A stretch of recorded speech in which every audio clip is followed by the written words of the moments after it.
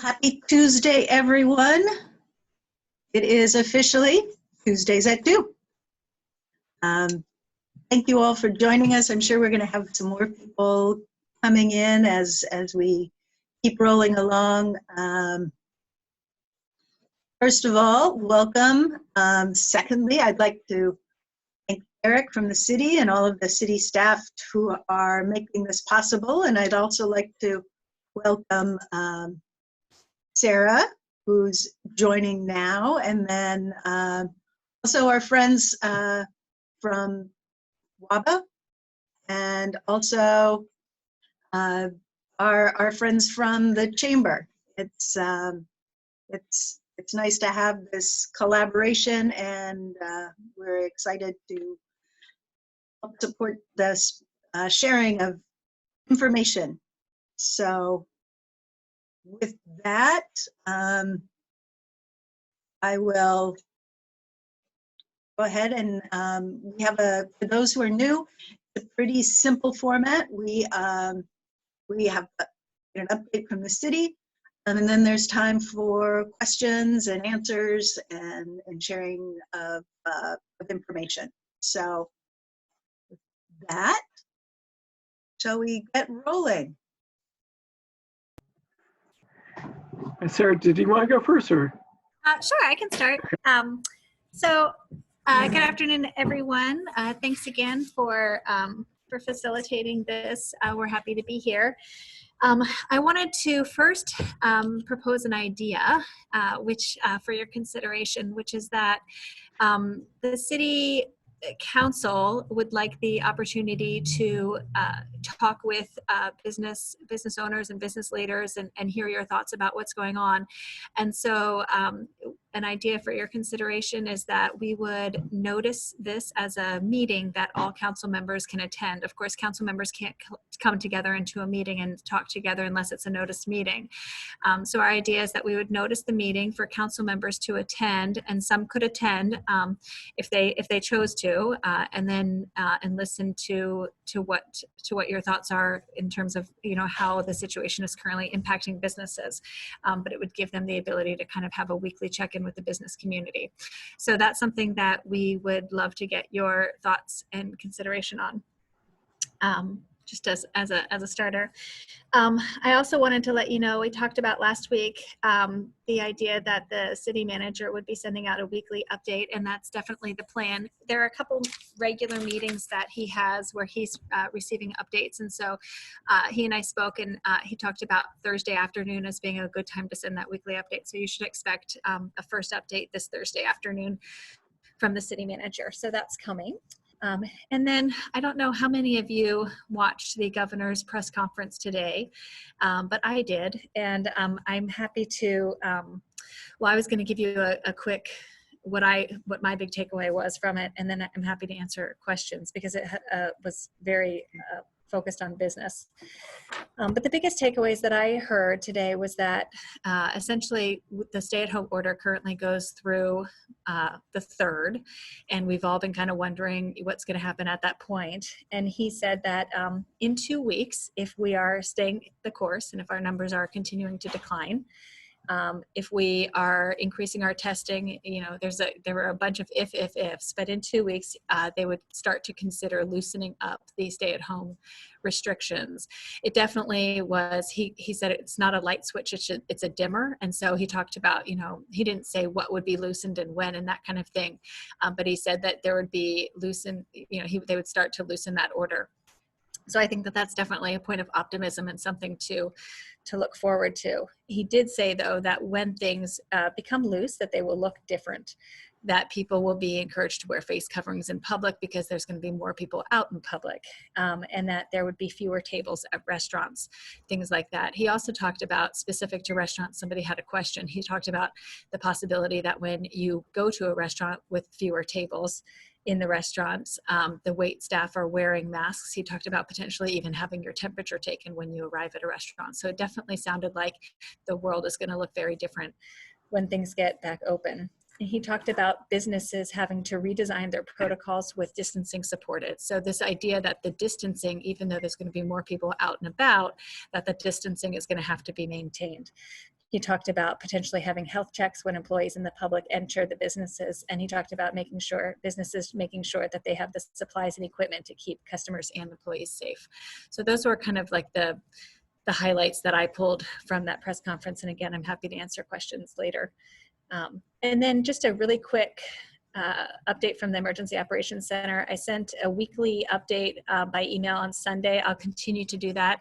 But if there's anything that you think of that you think that the public should be aware of that I should include in those weekly updates, please email me because I'd love to get your feedback on those. The county is now releasing the data of how many coronavirus cases we have in the city of Alameda. And so I think that number is 24 today. Of course, those are the tested, cases that have tested positive, and we know that more than 80% of people with COVID-19 have mild symptoms that don't require hospitalization or testing. So that number is very low, but it's interesting that we have that data available now. The council just passed some tenant protections that Eric can talk more about, but a big issue that we're dealing with at the Emergency Operations Center right now is the food bank. I don't know if you've read this, but the food bank used to serve about 35 people every day, and now I think they're up to over 700 by the end of this week per day, people that they're serving. And so there is this challenge that they're dealing with, both in terms of being able to buy supplies, so financial challenges, but also in terms of being able to staff people bagging the groceries and putting them into people's vehicles. They're doing an incredible job. The city is supporting them with redeploying some of our staff to do the packing and things like that. But it's even a challenge when it comes to, one of the big issues here at the EOC this morning was the traffic and just how apparently the line is going, around the block, many blocks. And so figuring out how to manage that traffic, make sure that people stay in their cars, make sure that people stay in their cars with their windows up and don't interact with any other people. It's just a big challenge. So I think that's it for my quick update. And again, I'm happy to answer any questions too. Thanks, Sarah. I'm Eric Fonstein with the city's Economic Development Division. And just following up what Sarah said about the measure passed recently by the City Council for commercial and residential tenants, some eviction protection. It allows for 6 months if a tenant or business is unable to make rent payments between March 1st and 30 days after the state of the emergency is lifted, the business or tenant has up to 6 months to catch up on any deferred rent payments. And that was recently passed by the City Council, and that's related for anything related to loss of income or revenue due to COVID-19. Also, just a couple other things. We're having a business town hall meeting webinar on Thursday, April 16th at 12 noon with the Vice Mayor John Knox White and City Manager Eric Levitt. And then on Friday, we're having another business webinar, Navigating Human Resources During COVID-19. And that's from 2 o'clock to 3:30. And we'll be sending out emails with the appropriate Zoom links if you haven't already received that. And again, happy to answer any questions that you might have or address any concerns.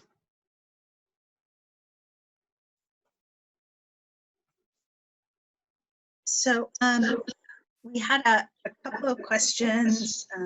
One was checking in on the status update for testing sites for essential workers.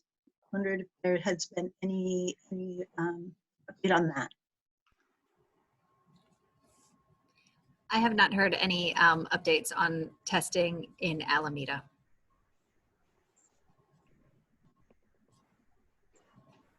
And we had another question that was for the facade grant funds. Might those be used for businesses to kind of pivot and maintain social distancing protocol as they reopen? We're looking at different options for different uses for the facade improvement grant funds. and ways that we could help out local businesses. So we're still looking at different uses and different pools of money related to COVID-19. And then another question was the possibility of funding banners for the business districts that, kind of the possibility of having those to encourage people to shop local and to support local businesses. And I think, we could obviously flesh what that would look like and, what the banners would say, but just kind of, is that something that the city might consider supporting? Yeah, I think, well, when we meet regularly with both DABA and WABA, and we could discuss possible needs for banners, what that might look like, what cost might be. But we would see what is our priorities for funding, and if that is a priority, we would look at it. I'll just add that I think that it would be really nice once the restrictions are lifted if we do a new Shop Local campaign that I think will look different from the old Shop Local campaign, because we're in a new environment.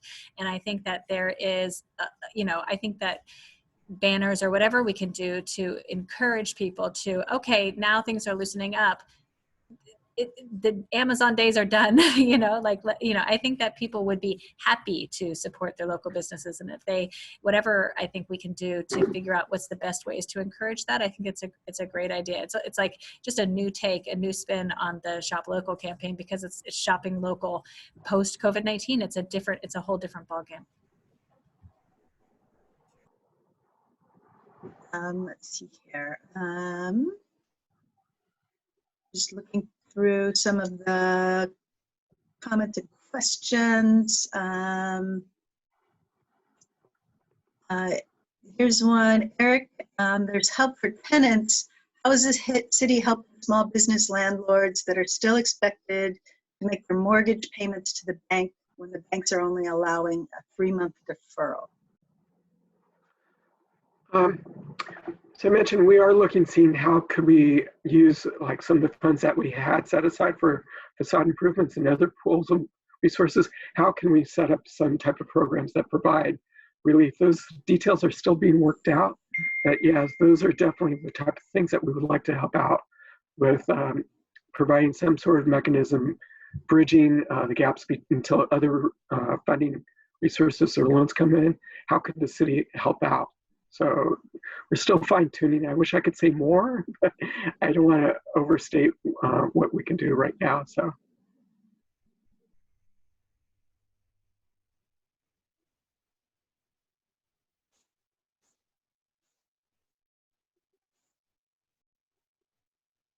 And if anybody has any questions, you can go ahead and unmute yourself and ask away. I'll just add one thing to what is going on, what Eric was saying, and just that the city's budget is coming up as one of the next kind of big agenda items. And for sure, the city's revenues are down more than that they were anticipated in the beginning of this year. And so the city is going to also have to figure out ways to make all of its existing programs work, and certainly new programs too. But that's something that that the city is going to be struggling with in the next couple of months.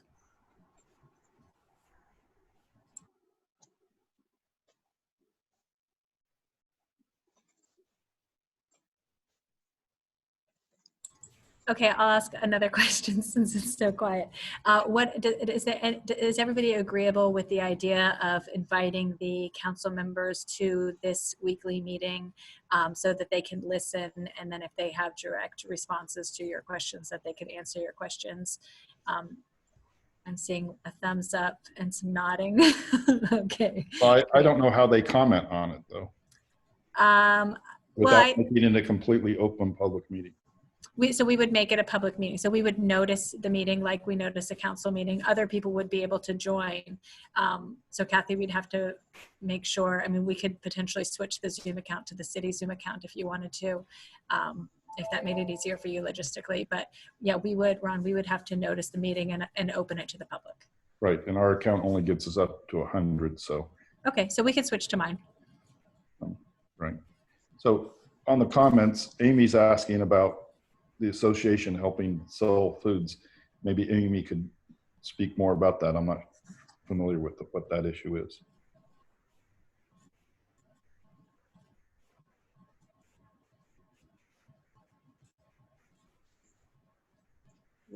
And also to share that that we have been working, GABA has been working with the Police Officers Association and also with CASA.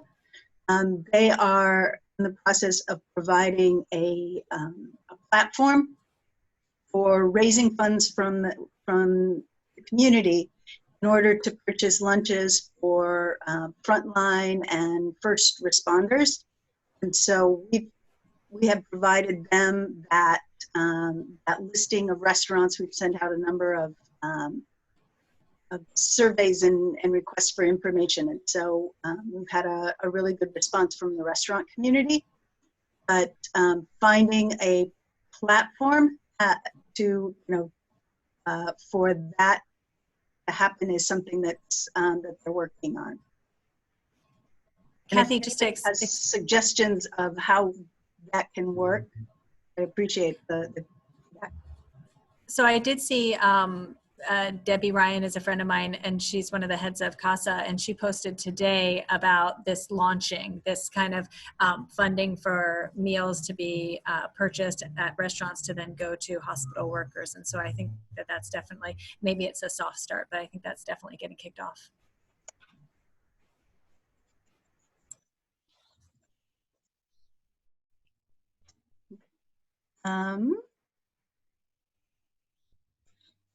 Is there a type of framework that exists for us to collectively learn best practices about potential modifications for business operations relative to mitigation? Should we be able to reopen? So I think that's in reference to the governor's announcement today, and it was very undefined. And so I think, what he basically said was, in 2 weeks, talk to me in 2 weeks, and then we'll figure out, what the dates are looking like going forward. Not that we're going to reopen in 2 weeks, but then in 2 weeks we'll start talking about what the plan looks like going forward, what that loosening looks like going forward. And then in terms of, he basically broke it down to 6 different principles, and he said that he has teams of people working on each of the different principles, and that within those teams, they're going to be developing guidelines and getting those out. So it sounded like they're, potentially a few weeks away from having anything more definitive. He did say that the teams, the 6 different teams, one of which is helping businesses get back to business, to work, that they would be doing, he said that within the 6 different principles, they would be doing weekly calls. So I can try to find out if I see any information on what that looks like, when that weekly call is or whatever. I'm happy to send anything I get to Kathy to share. At the downtown operations meeting this morning, we talked about trying to come up with some case studies about what it might look like. So we're going to try to work on that a little bit. One of our members, Veronica, is going to try to spearhead that for us. But yeah, I think, Sarah, what you just said about the governor's comment today is more accurate than what you said earlier. I think he said that, I think he tried to give us hope that in 2 weeks we'll start talking about reopening. Right, talking, yeah. Right. And then even talking about reopening, it was this kind of very stage approach. And for example, at the end of the call, somebody said, well, what does that look like in terms of summer events? And he said, oh, summer events, there's none. If you have any events with hundreds of people, June, July, August, it's not happening. And he even went so far as to say, and this wasn't a directive, so who knows, this can change, but talked about the fact that there might not be mass events until there's a vaccine. So I think things like that, those are the details I think that we'll be seeing in the coming weeks. Yeah, I agree. And for those of us, the downtown's already canceled the spring festival. And I already sent an email to Kathy and our president saying, you know, we better talk about slowing down or stopping the planning for the Art and Wine Fair, because I just don't think from his comments that that will be allowed. Yeah, I got that impression too, Ron. We're talking about, we'll make an announcement soon, I think, about the 4th of July parade. Anyway, but going back to Megan, you know, if we can all work together to start building some what ifs on frameworks, you know, the county has pretty interesting rules for when you go to pick up food at a restaurant, including the, to me, humorous sign that we have to put up that says, if you're not feeling well, don't come in. So we do have to think about common sense things that, or what I would call common sense things, but starting to build that into the best practices of how we're going to do things. You know, Barbara and I are just kind of brainstorming, and we're hoping that when we start reopening, that maybe we do some things by appointments. So maybe that's something that businesses such as ours can do. But, you know, the governor did talk for those restaurateurs on the call that, yeah, maybe it is going to be that you're only going to have 50% of capacity allowed seating, and to start off with, and then, and this is reading between the lines, we'll go for a month like that, and if we don't get any big upticks, then maybe we'll go to 75%.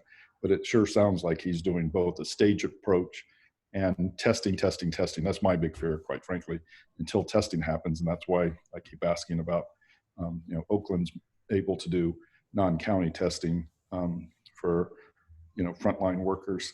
And I'll put that on the call for John and Eric on, when is it? Tomorrow? Thursday. Wednesday. What is today? It's Tuesdays at 2. But anyway, you know, if we can get that going in Alameda, I think that just gives some level of comfort that the testing really is happening. You know, at only 9,000 tests a day in the state of California, it's scary. Another idea, not every business is retail, but I was thinking about how, as a customer, our habits have shifted with restaurants, and how we're now doing more takeout than we were before, because we're not dining in as much as we were before. And so I could definitely see, in a couple of months, ordering something online at Daisy's and then driving by and, picking up my purchase that's already, in the bag and ready to go, as just a new way of doing business too. I know that there are ways that the community will be able to support businesses. I know that everybody will look for that. So seriously on that front, and in our strategic plan, we've talked about this, but don't have any ideas. But it's like, okay, how are we going to do things with curbside pickup? Mm-hmm. How do we start supporting businesses and do a shift to curbside pickup? And then as we get back into reality, I don't know, reality is not the right word, but, then transfer back to parking, but still, on Park Street, certainly, and a few other streets, the Uber, Lyft, DoorDash people in normal times create double parking issues. So if we can start planning in that there'll be curbside pickups and take out a couple of parking spaces, that might be heresy to some, but it sure sounds like it's something we should start talking about right now. Yep, that's a good suggestion, Ron. I can definitely lift that up. I think that's a good suggestion.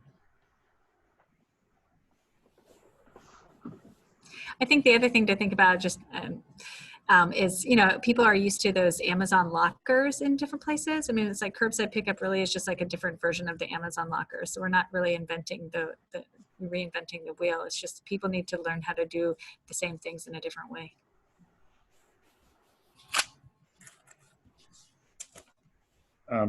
Yeah, I hear you, but I'll submit that part of the magic of Daisy's is the experience. Absolutely. Couldn't agree more. I know. We are not going to compete on the web.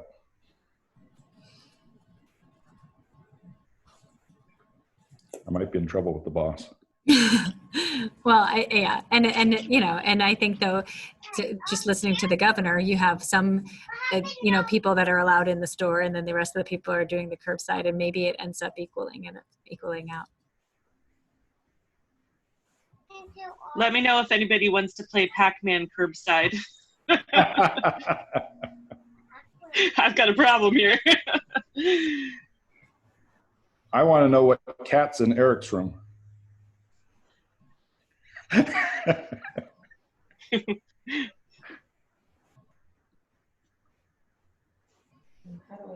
Meg, did you see that thing about that company in Portland that's literally sending people to their home? Yeah, I did. I've thought about it because we have 150 games, so I could make use of them, but I don't know if the profit margin makes sense with that model. But you know, more power to them. I'm glad they're finding a way to make something work. I thought of you when I saw it. So Thanks. So Helen, I see you're on the call. I just wonder, I briefly read, I think, an Instagram post. What are you all doing with toys? Are you just putting some things out for kids to pick up and share, or are you able to do online sales? I have done a little bit of online sales. My store, just like Daisy's, has the same kind of issue. It's more of a shopping experience, very hands-on, which I don't really know how we're going to manage. Yeah, mostly I'm just gifting toys. It's just a way to keep, let people know I'm still there. Well, thank you for doing that. Ellen, do you have are you selling certificates online, or are there opportunities for the community to support you that way? Yeah, I mean, they definitely could. They could call in and get one. And a lot of people have called in, and I do like a personal shopping service. It's very labor intensive, where we try to figure out, you know, exactly what would work best for them and stuff like that. I do have employees there working on displays, pretty much like cleaning everything and digging through backstock and getting everything done. So there's not a lot of customer interaction. And I don't really know what's appropriate, because they're non-essential workers. So if I'm having them work, I feel like they're not staying home. So it's a line. I think a lot of people, it sounds like it's the owner going in and doing the work. Is that right? The people who are doing the online sales? Yes, that's what we're doing. Yeah. And painting and cleaning. I'm trying to get this PPP, and so I can get, you know, give the crew some jobs to do. Do we have any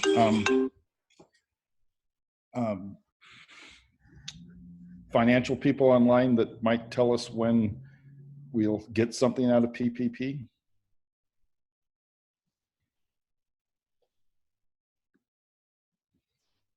Deathly silence. I think that's the answer, right? It'll be a while. if people haven't gone on to the meeting that Rachel's put on through LABA, those are a little more focused on that, and they've been very helpful.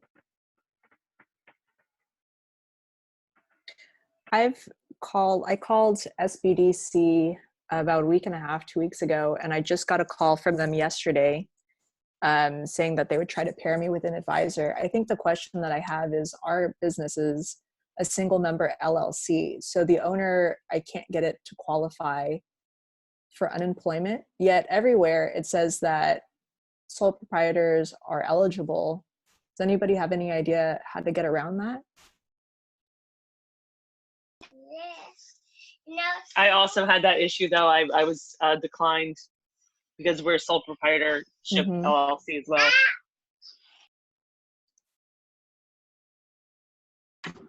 I'm seeing all these different places that are saying that owners can be eligible for relief, but it's hard for us to figure out where exactly to do that. Like, they can't get unemployment. Can the company apply for a PPP and then the owner applies separately for a PPP? Like, what is, I'm not sure where all of this is. I heard some pretty alarming news earlier on a different webinar about the funds from the PPP, and it's just not very, I don't know, it doesn't seem very positive to outlook right now. I thought I saw something about that sole proprietors can apply through the PPP, and that there was a new clarification from the SBA this morning. I'll follow up, see if I could circulate something about that. That'd be great. Thank you. Kristen, There's also, so there's also on the EDD website, there's a section called Pandemic Unemployment Insurance. Okay. And it says if you, I'm sorry, my 3-year-old's getting involved. It says that if you are an owner and you do not typically qualify and won't qualify for unemployment, the typical unemployment insurance, then they will be, as this next step, rolling out this pandemic uninsurance or unemployment insurance, but no details are available at all yet. Okay. They just have a website dedicated to it, but no details as to how to apply. Okay, great. Thank you. yeah, and Kristen and Meg, if you want to drop your email in the comments or shoot me a message, I'll see if I can help get you connected with some folks that can answer your questions. That'd be great. Thank you. Helen, did I hear you saying that you are open to doing some business now? Because I know that I know puzzles in particular. I saw it come up in the comment from Ron, but I know that I've seen all of these threads on Facebook and on Nextdoor of people that are like trying to get puzzles from all sorts of different places. I have a whole wall of puzzles. In fact, that's one thing people have been calling me Yeah. about. Yeah, I'm totally open to selling puzzles. Okay, so people can, so if people wanted to purchase a puzzle from you, how do they just come like normal, or how does that work? I don't think I can let anybody come No, in the store. Yeah, no, I don't think so either. So yeah, let's talk offline. How it has been working is Helen, I'm in a retail group that has a really cool way. I'm in a private retail group that had a toy store that did it the best way. So let's you and I hook up after, and I'll send you the screenshot and stuff, because they had it magically set up in their window, and it was brilliant. Oh, really? That sounds great. Yeah. Literally, they did a whole window, and you numbered it, and it had a big thing at the bottom. Text this number, what puzzle number you want, and we'll drop them. That's awesome. And then once you do come up with whatever the mechanism is, let me know, and then I'm happy to help promote that and amplify the message across the city. I know that that's something in particular that people have been after. Yeah. Okay, great. Thank you. Thank you very much for that.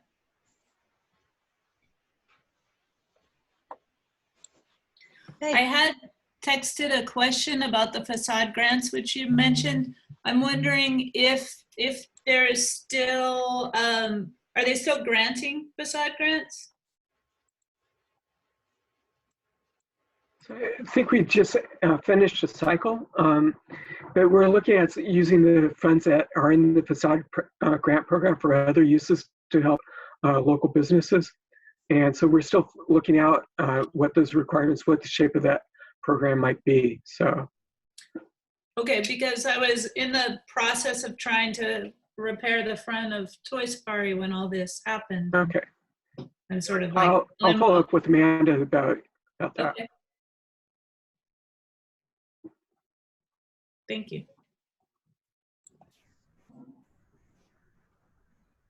Okay. Well, we have, are there any final questions, comments? I'll just say that for the Thursday Zoom meeting, you should have that information, Kathy. If not, I can get it to you, or Eric can. And we shared it with our membership already. Excellent. And so then we'll talk to a lot of you on Thursday with the vice mayor and the city manager, and then we'll go ahead and notice this meeting for next Tuesday at 2, and I'll work with Kathy to get it'll be a different Zoom number because we'll use the city's account so that we can have more capacity.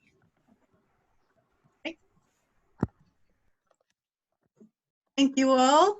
Thanks. Thank you Kathy. very much. Well, Thanks, Eric. Thanks stay all. safe. Bye-bye. Bye.